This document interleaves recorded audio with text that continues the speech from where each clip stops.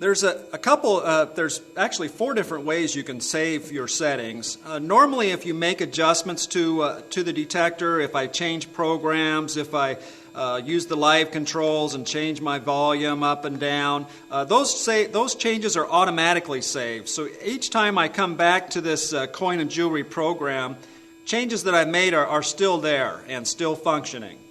So that makes it easy. You make changes and they're automatically saved for you. The standard settings will show with a line underneath them. The program will show a triangle in front of it if it is a modified version of the original program. Now let me go back to programs here and let me go to my Salt Beach here. You can see the triangle in front of coin and jewelry, meaning it's modified. The check mark in front of the Salt Beach means that's the standard Salt Beach program. There's been no modifications to Salt Beach. I'm going back to coin and jewelry again. It has been modified because of the triangle. When you're in a menu, I'm going to go ahead and enter the standard menu, and I'm going to enter the programs. Again, you can see check marks mean that it's the standard program. The triangle means it has been modified, and coin and jewelry has been modified. Let me go back to the 6-block menu, and I'm going to go over to sensitivity and enter. You can see here, if I make my adjustments up and down on my RX gain, the check mark means 7 was the standard setting for that. 6 is not the standard setting for that program. You can see the triangle. And each of your settings are that way. It's going to show you what your standard setting is by a triangle or a check mark, triangle being the modified version. I'm going to go back to the search mode again.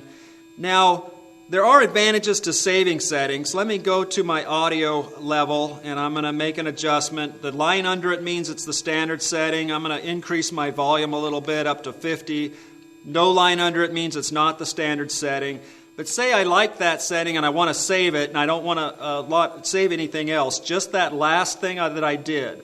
So I go to audio, go to volume, turn it up. I'm going to press and hold enter and press menu. That brings up a new window here.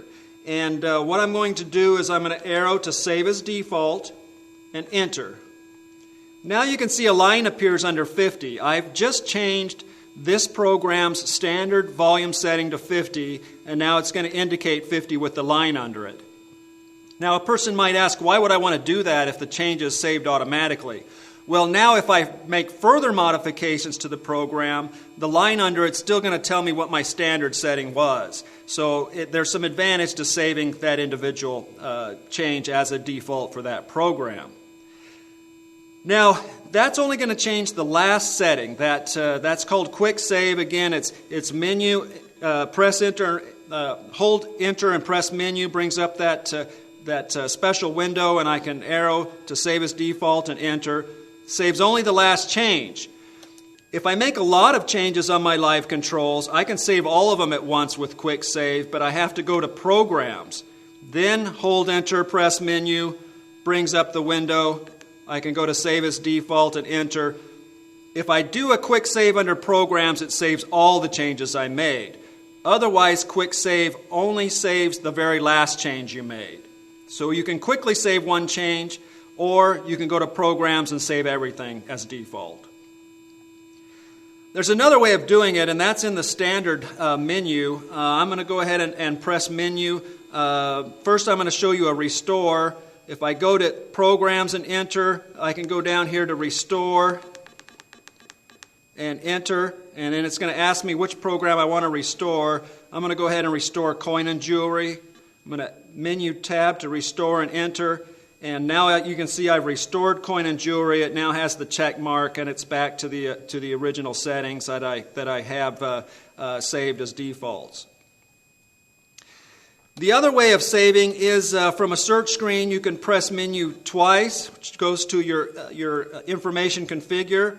You can go down to the expert menu and press enter, and you can enter the program section. And this has a regular save sequence, so I can go to save and press enter.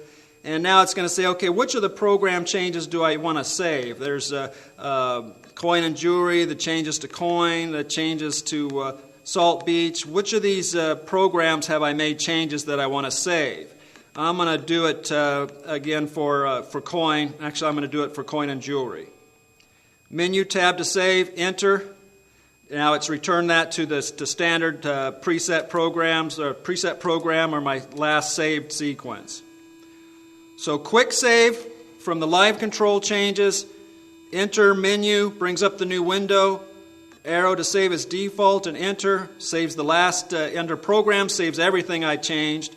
Under your other settings, it only changes the last thing that you changed. The other option again is menu twice. Down to expert, enter. Down to save, enter. Select the program you want to save the changes for. Menu tab to save and enter.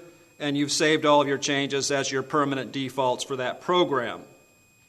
The Spectra v3 saves all of the original factory programs in the library. So you can go to library and you can store programs or rename programs or erase programs. Even though you may have modified and changed your factory programs, you still have a copy of them in your library that you can pull out at a future date. So feel free to make changes and save them at will. If you want to go back to the original programs, they're in the library.